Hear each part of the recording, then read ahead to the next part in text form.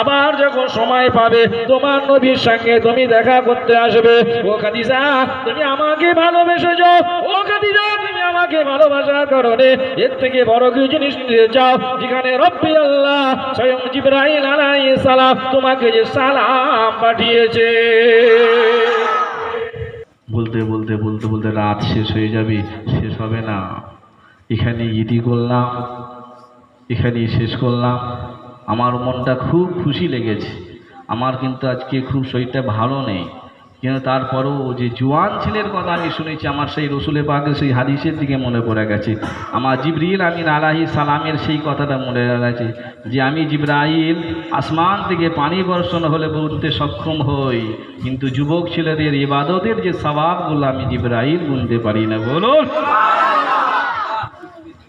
আজ আমার যুবক ছেলেরা ভাইয়েরা উদ্যোগ নিয়ে সকলের সহযোগিতা করেছে, সেই নিয়ে একটা মাহফিল করেছেন। ভালোবাসা প্রেম প্রীতি রাখো।